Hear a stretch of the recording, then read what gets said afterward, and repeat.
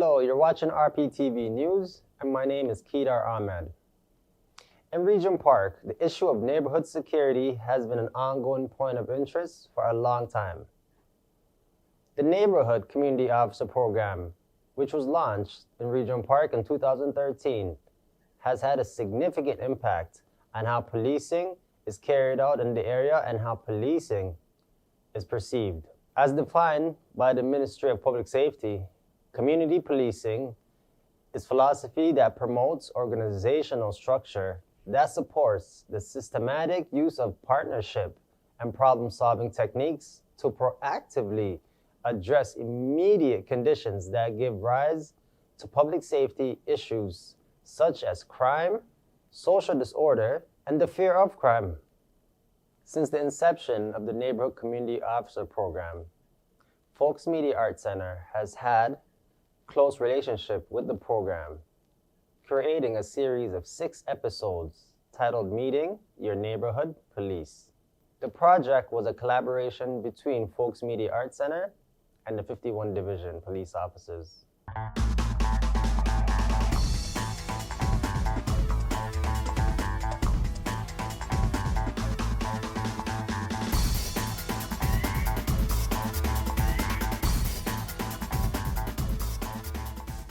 The first episode featured an introduction to officers Mircea Biga and Farzad Ghotbi. Thank you so much for. And later episodes included guests like Barry Thomas, housing manager, Toronto Community Housing, the then 51 Division Superintendent, Tony Rivera, a community-wide meeting that focused on the relationship between Toronto Community Housing, the Neighbourhood Community Officer Program, and Regent Park residents.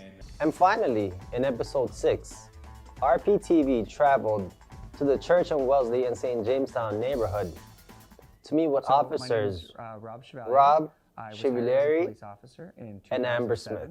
I'm Amber Smith, and I started my position here as a Village Town Neighborhood Community Officer. Throughout these programs, RPTV centered on how community policing has positively impacted the relationship between the Toronto Police Service and the community of Regent Park. In our current episode, RPTV once again examines the complexities of neighborhood policing versus the more traditional forms of policing, which are characterized by the prevalence of law enforcement and primary response policing approaches to dealing with incidents. And once more, join officers Mircea Biga and Farzad Ghotbi to catch up on what they have been involved with and to see what the new initiatives the Neighborhood Community Officers Program is taking on.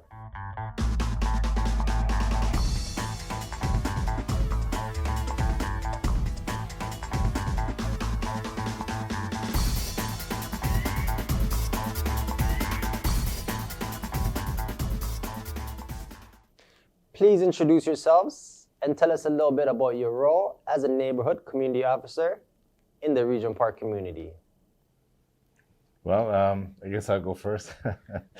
I'm Police Constable Farzad Ghotbi. I'm a neighborhood community officer here in Regent Park. We're attached to 51 Division, Toronto Police Service, and I've been serving the Regent Park community since 2014. I've been truly blessed to be a part of this community, and as a neighborhood community officer, my roles come in many different lenses and different formats. I'm not just here as a uniform officer to try to enforce the law, but I'm also here to collaborate and make relationships and come up with solutions as a community to make the community safer and to provide some community programming and engage the youth.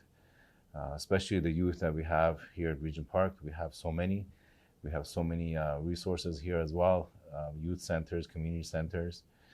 Daniel Spectrum here being the hub here for Regent Park. These are the things that we try to get involved with and collaborate with all the stakeholders in order to bring safety and obviously engagement and making sure that the Regent Park area stays vibrant and stays connected, and we bring that transparency and bring information from the police side and keep everybody aware of what's happening in the neighborhood. Hi everyone, my name is Mircea Biga. I'm Farzad's partner here in Regent Park as a neighborhood officer. I've been here since 2013 when the program initially was implemented. We didn't have much direction at the time. Our main goal was to make relationships, bridge the gap between the community and the police at the time. So I had this role until 2019, and then I took a 3-year period working inside the station as a warrant officer. I came back a year ago to join Farzad again in Regent Park, and I'm very happy to be back here. I'm extremely blessed, to be able to serve the Regent Park community again. I grew fond of the community. I got a lot of to know a lot of people, and I can tell you we came a long way from the conception of the program to where we are now. People know us on the street, regular members of the community, a lot of stakeholders. They got to know us. They reach out to us when they have problems, when they have issues in the building and with their own family. Members of the family or in general, they're so open to report problems before even calling 911. They call us to look for advice and guidance. Once again, very happy to blessed to be back in Regent Park, and hopefully we can work together with Farzad, serving this community for a few years to come. What are some of the safety issues and highlights discussed at the recent Regent Park Community Quarterly Meeting? So we're trying to have these community meetings 3-4 times a year, to inform community about the ongoing projects Toronto Police has in the neighborhood, the concerns, safety concerns, and any issue that arise. We used to have traditionally in the past, when the times were not as good as they are now, when we used to have a lot of shootings in Regent Park, we would bring some more information about the investigations in regards to the shootings and so on and so forth. Last meeting we had, there were 2 main aspects reported by the community members and also observed by us and shared with the community.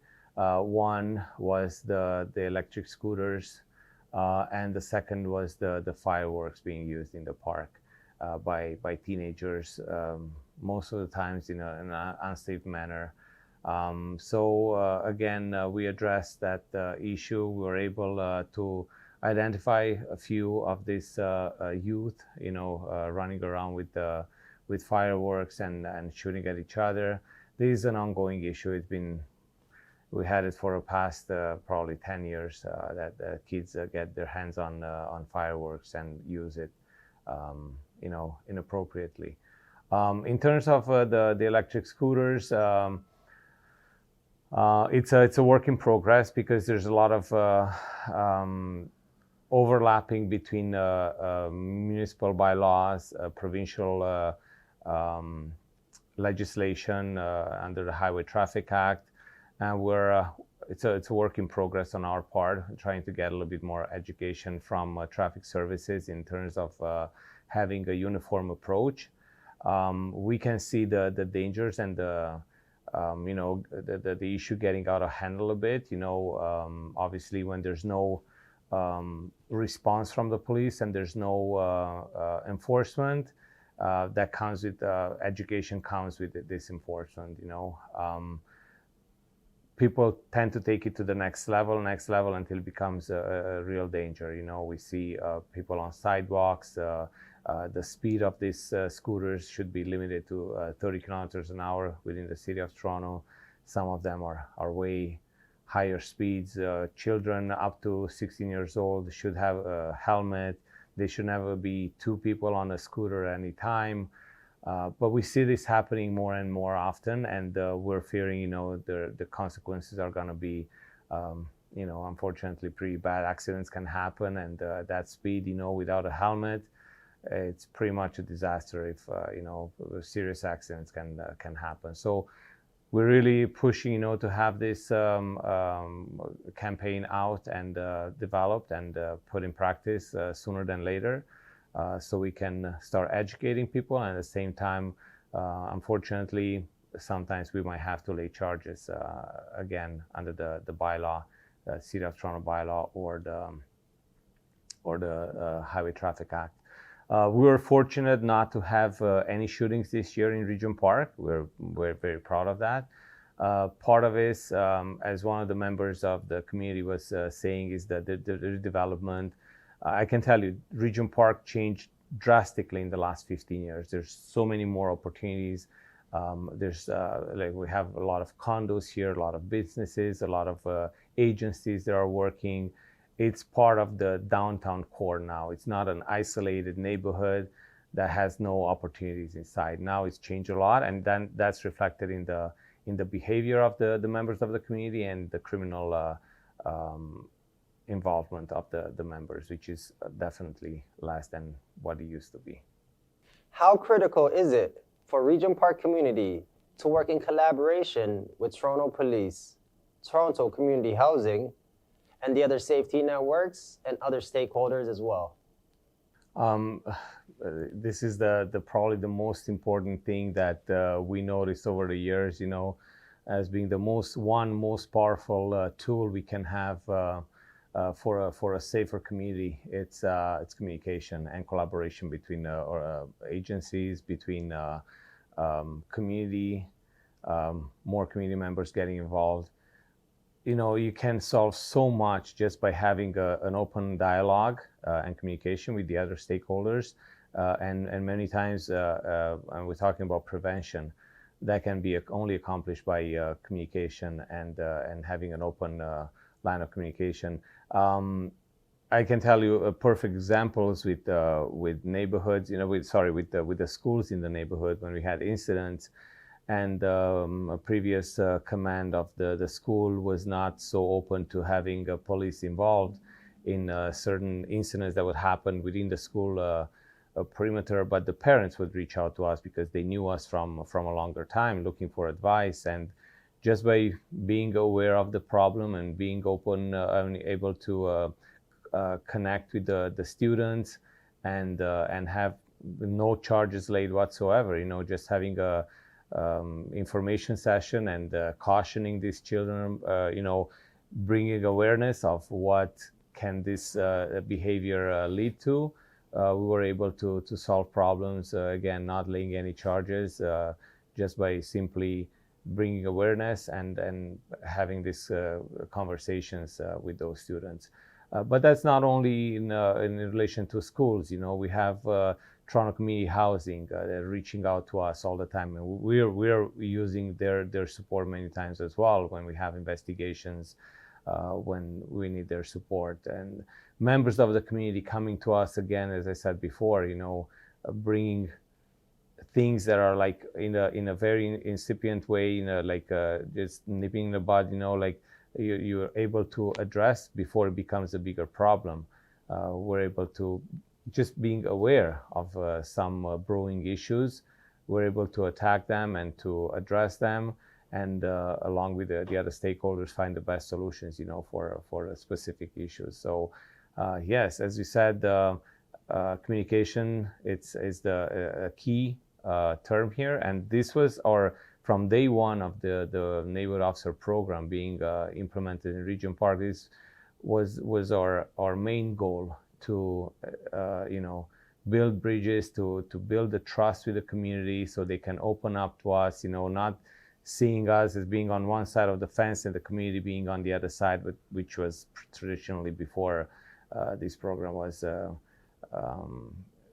implemented in Regent Park. So yeah, very important. Can you provide an overview of violent incidents and shootings in Regent Park during the past 2 months? Yeah, as my partner was saying, luckily we hadn't had any shootings this year. That's due to the fact with the revitalization of Regent Park, with all the open space and all the programs and all the resources that are available with, and just having more engagement with the community. That's one of the reasons that we don't have as much shootings anymore. And another reason that we don't have the shootings is Regent Park has a dedicated uniformed officers patrolling Regent Park 24 hours a day, 7 days a week, not responding to any calls at all, not doing anything else at all other than patrolling the high-risk areas that were identified from past, and that's all they're doing. So that plays a huge role in deterring any kind of criminality, and especially with the shootings, because we noticed from the shootings, from the times that they were happening, where the assailants were hiding and leaving their cars and so forth and going to it. So we know the geographical area where these things, incidents happening. So we have this car, police cruiser with 2 officers, 24 hours a day, 7 days a week. This was in response to all the concerns that we were getting from the residents of the community in Regent Park. And also the fact that having us as neighborhood officers, we did voice our opinion to our command. This was something that we kept pushing, and we were able to get. We're the only neighborhood in the entire 51 division that has a dedicated uniform car to do this patrolling without answering any other radio calls. And given the fact that we're extremely short staffed in responding to the 911 calls, we still were able to manage to have this car specifically only for Regent Park, and no other neighborhood has it. And in fact, other neighborhoods do have their own issues and they have a lot of violent crimes, but we worked very hard, diligently, to make sure that we have this service for the safety of the community of Regent Park, and that's another reason why we didn't have these shootings. With the recent influx of refugees and new Canadians to downtown Toronto communities, what kind of support do you have to offer as neighborhood community officers to newcomers and refugees? Well, this question really touches me deep in my heart, because I myself am a refugee that came to Canada with absolutely no hope. But when we managed to create that hope just by living day by day and trying to get through. I remember, when I came from Iran at that time. There was a lot of hostility in the Middle East, and I remember being only 12 years old, my parents stressing out, and they were telling us that in order for us to stay, that we had to show that we could provide for ourselves and not be dependent on the government's funding, and be able to have a job within 2 years. Otherwise, we'd get deported. And I saw how terrified my parents, my family were. And I was terrified, having no direction at all, no support. There was not even an ESL program. So I know what it's like to come in a new country, having to learn the culture, and obviously Canada is the most diverse cultural country in the world, and it's not just one culture. You have to learn all the cultures, and it's not just one language. There's many different languages, and you learn that as you grow up, and so you feel alone. So one thing we did a few years back, just through the pandemic, we did realize that we will be getting a lot of refugees again coming to Canada, and it started with the Afghan refugees, where they were the most vulnerable, when the whole world kind of turned their back on them and left them alone with the Taliban's, and the Canadian government decided that we were going to bring 40,000 Afghan refugees here. So we decided on our own, we managed to find some time, and we actually made our own time to meet with these refugees. And what started with just a little meet with the new refugees, it turned into what's called now Project Hope. Project Hope, the reason we brought that name is because we want to give these people that are coming here a hope of a new beginning, a hope of a new, better life. And having this name, it allowed us to come up with an initiative that will be implemented hopefully throughout the city with all the neighborhood community officers, where when we get the new refugees, we're talking about the most vulnerable refugees, not just any immigrant that are coming, but the most vulnerable that are coming, especially the ones that are coming even here in Regent Park, is to have the neighborhood officers connected with the refugee services, which we already have a relationship with. And every time these refugees that would come in the refugee hotels, we would meet and greet them, welcome them to Canada, actually teach them about some of the rules and regulations here, some of the laws, so they understand what they need to know. Help them, get around the city, give them maps, provide them with we have actually a brochure where it helps them with different services for them, translation services for them, medical, schooling, all sort of stuff, just to give them, so welcome them. And as a second initiative, we also, since a lot of them were coming last time through the Christmas holidays, and we're actually going to be getting more through this Christmas holiday, we did a little toy drive, which we are in process of doing again this year, where we kind of welcome them with a toy for each child. As most of the refugees that we're getting, a lot of them were children, and we want to bring some smiles on their faces because this is their new country now. So Project Hope is something that we started here at 51 Division, and it's actually going to be going citywide after this Christmas holidays. And we even have the Ontario government Premier Doug Ford, who gave us his thumbs up, and I'm hoping that he'll be watching this soon and give us that extra support that we need to support the new refugees. And we sometimes even get the question, why should we help refugees that are coming here? Why are you guys putting your extra time into them? Well, simply put, when you have new people coming here, they're vulnerable, and most of these refugees are vulnerable. They came from war-torn countries.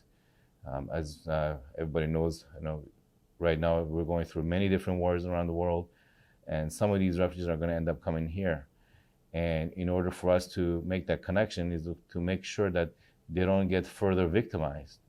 We want to provide them that hope. We want them to integrate into society and not become a problem, but become part of our family here, so they can all contribute. One of the reasons we do this whole neighborhood community program is to collaborate with everybody, just like what Mircea said, is the communication, is to make sure they have that relationship so they don't feel alone, they don't feel isolated, and they're connected to all the programs that are available for them, so that they can grow as society as one, so that we can be vibrant. I mean, Canada is built on immigration, and that system needs to be there so that we can all benefit from it. So gone are the days where, if you have agencies just working on their own. Now we're going to be making sure that collaboration is there between all the agencies, and we have that communication between all of us, so that when people are coming, they're seeing us all as a team. They're seeing us as we're here for them, and they're here for us.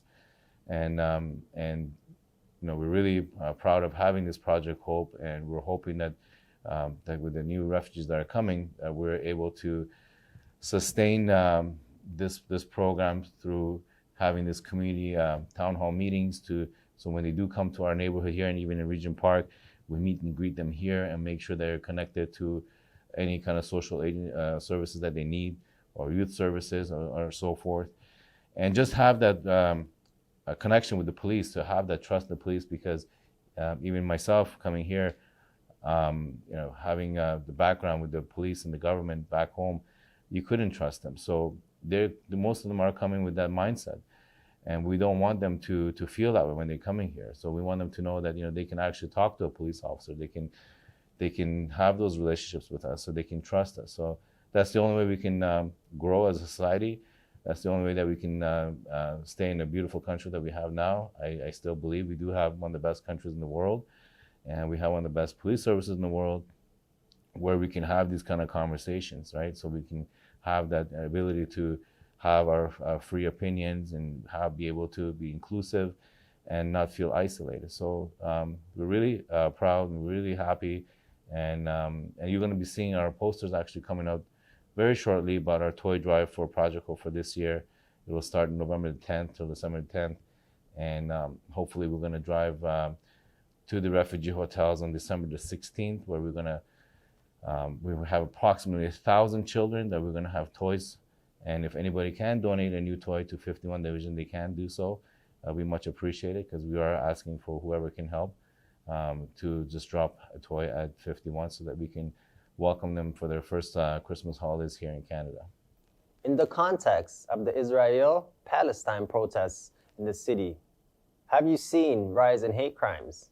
To be honest with you, to my knowledge, we only had one incident in 51 Division, which was in Riverdale Park a couple of weeks ago. That was treated as a hate crime. Obviously, when a poster or a sign like this shows up, it's extremely difficult to pinpoint to the intention of the person what exactly they're trying to say. Is it pro-Israel, pro-Palestine, against Israel, against Palestine? But we have dedicated officers at the station that are trained into hate crimes, and they obviously what we can do is just submit the report and give them all the details, and they will be the ones trying to get to the bottom of it.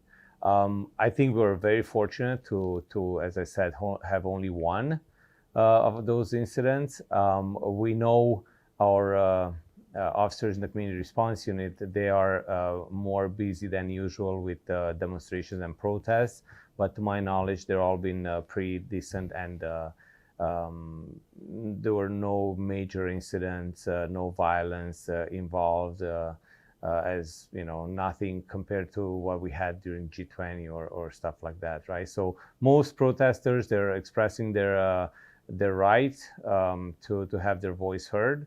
Obviously, you're going to have people, especially what's happening in Palestine and Gaza and Israel. This is the most that brings most focus and activity around this conflict, and you're going to have people on both sides.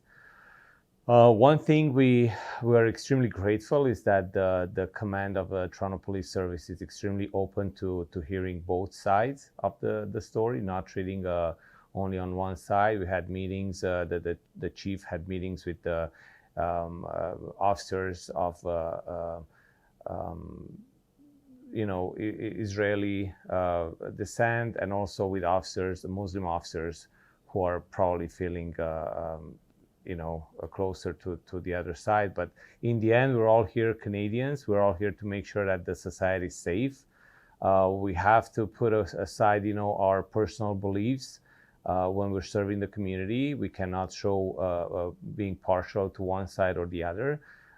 Canada, to my knowledge, is not directly involved in this conflict. So our main focus is to keep all citizens of the city safe, protect everybody. Doesn't matter what color, doesn't matter what religion, doesn't matter what background they have. For us, everybody's equal, everybody's the same. So that's how we're treating everyone. And again, we're happy to have the command that we have the support. All the officers have their voices heard, and having that support in the background gives us the energy and the positive attitude towards addressing the needs of the community. What are some of the Toronto Police programs engaging youth and kids in the community? Great question. Programming is one of the things that we do as neighborhood officers, especially with the youth. Historically, myself and Mircea, we've done many Cops and Kids program.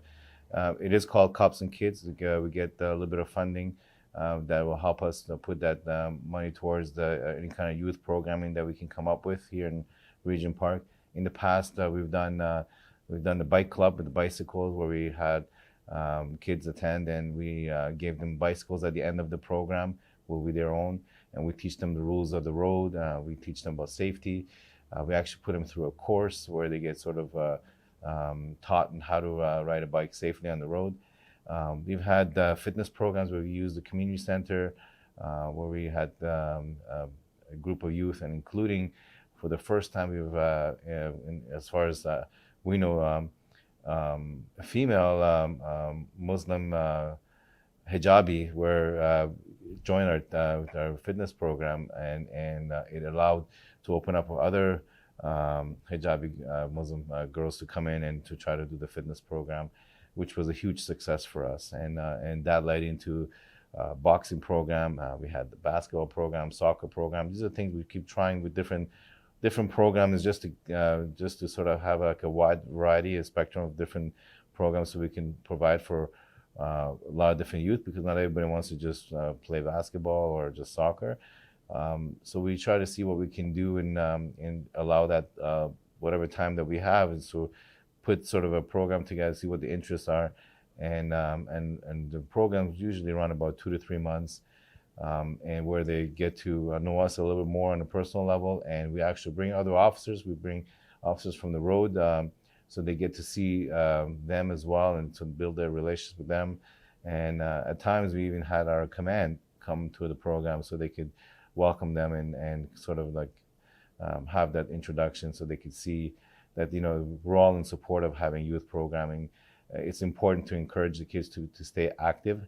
Activity is number one. You know, we noticed that, you know, with the youth, if they're doing nothing, they're going to be on their phones and on their social media, and it's not very good, not very healthy. We want all the kids to be staying active and healthy by doing physical activity on a regular basis, and it keeps them out of trouble. And also, we teach them about the laws too, so they're more aware of it. They know more about their rights and what they can do, what they cannot do, and give them some examples of our own, what we see ourselves when we have to attend to some of these calls. What the true reality is when we go to some of these crisis calls that we have to deal with, and so the kids understand that, you know, the reality, and they're not just watching from a YouTube or some other social media platform where they think they know everything, but in reality, that's just a little bubble. So we try to get them out of that bubble and keep their minds open so they can make their own decision and be aware of things, and at the same time be physically active and have that teamwork atmosphere, and install that discipline. So that discipline is key. You know, we notice, you know, parents, a lot of parents are working, they're not home, or they may come from single parent families, and so we want to make sure that, you know, we provide as much information and education as we can to the kids, so that the kids are not really learning from each other, because sometimes we've seen that, you know, the blind leads the blind. No, we don't want that, because they're children, they're still developing, and they need adult interaction, and they need guidance, you know. So we try to provide that to a certain degree, and we get to know some of their families. You know, we build a relationship with their parents, and the parents can also assist us how to deal with the situation with their children. So it goes back and forth, and it's not just, you know, we've had people tell us like, oh, we're just playing soccer, where my taxes are going. If you see what kind of how far these programs go, I mean, we've had a number of situations where we had one child where you know, his father was killed, and, you know, he was having some psychological issues, and we basically took him under our own wings, and we were like a father figure to him, and we were able to provide him you know, a job, even, like, you know, so we could provide for his family, for his younger siblings. You know, these are the things that people don't see, and we were able to put him back in school, right? So it's not just a program. It's not just, you know, us playing soccer. People think, you know, we're just wasting time. We're not. Everything that we do is calculated.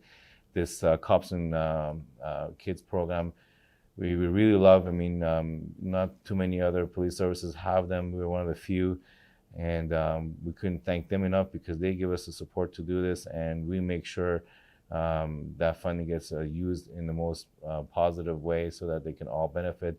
And as a matter of fact, at the end of it, we've had many situations where we submitted their name of a youth, you know, where we have youth awards for the Cops and Kids, and so far we've had at least 2, as far as I can remember, where we had the Youth of the Year award, where we have a gala dinner that they attend with their family, and usually we have either the police chief or the deputy chief come in there, and actually they present these awards. So it's a real motivation. They also get scholarship too, if they want to go further with their education. There's a scholarship program for them too, where they could get that. So it goes far and above and beyond of just us, you know, grabbing a ball and playing. It goes to help them with their education, with their family, and with the entire growing up system, basically. So we're really blessed to be a part of it, and we're going to be starting another one soon. We're in talk with the community center. We're hoping to get their space again and start another fitness program, and hopefully we can come up with new stories and be able to share those stories with everybody else in our future episodes. In addition to what has been implemented to keep our community safe, what else can be done? I'll try to answer. Obviously, this is an extremely complex question, and obviously the answer has to be even more complex. What can be done?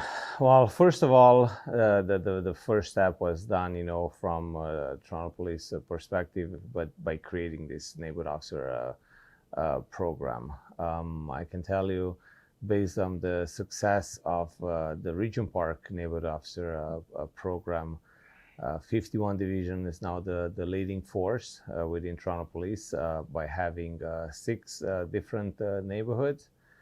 And actually 7 teams. Moss Park has 2 teams because of the dynamics and the specific needs of Moss Park. They have 2 teams working at the same time.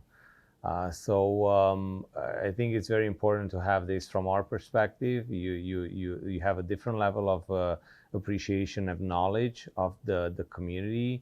You're concentrating all your efforts into a certain neighborhood, getting to know the people, getting to know the problems, getting to know the positives and the negatives.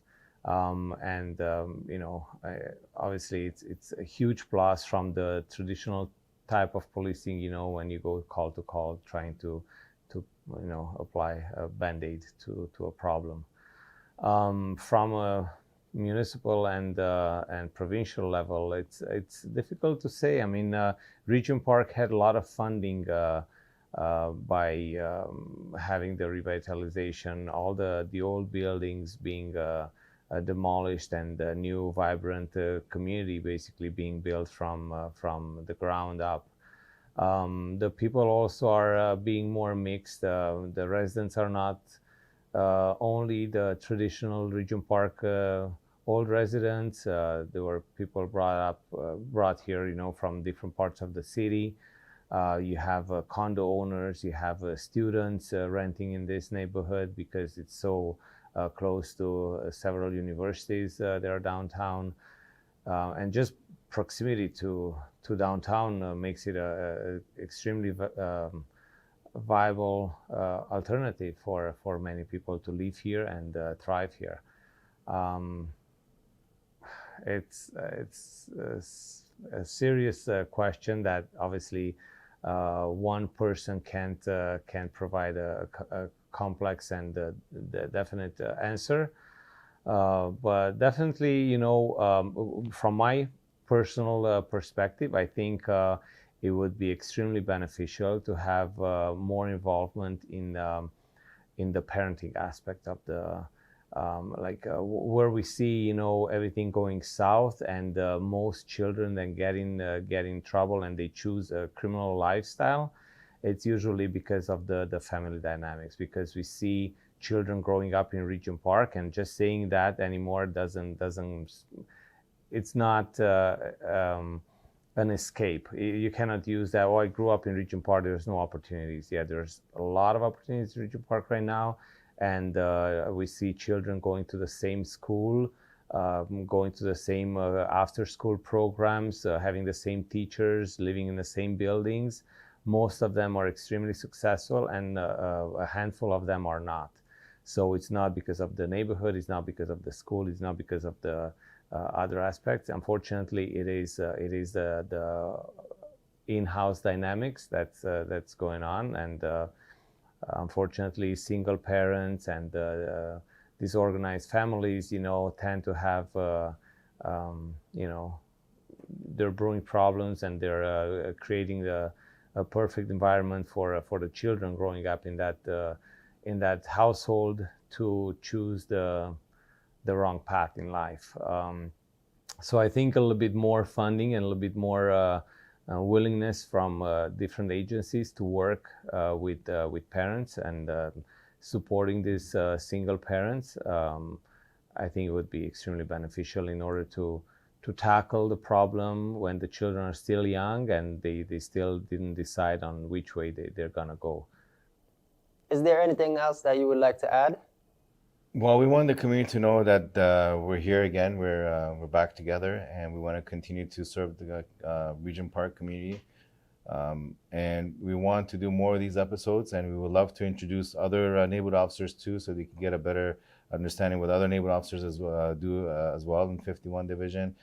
And we want to bring up more, again, with the more episodes, we want to be able to discuss, some of the, when we have our quarterly meeting, we'll have to advertise it through here so more people attend, more younger people attend, because we need the young people's voice. It's very important. So I believe, us doing these episodes, it pays dividends. And it's a ripple effect where the whole entire neighborhood gets to see us and able to reach us a little bit easier, and maybe we could have a Q&A and just stay connected. And that's the thing. The connection is everything. We can't be everywhere in the neighborhood at the same time, but at least here in front of the camera, we can at least be available so people can see our faces, and we can address some of their concerns and questions, and we could talk about our programs again, and we could talk about all the safety issues. We could bring those criminal stats as well, just to touch up on those little things. And I think it'd be great. It'll be very useful for everyone to use, and we would love to be part of that. Yeah. Don't forget to like, comment, share, and subscribe to our YouTube channel. And please follow our social media platforms. For more information, check out our website.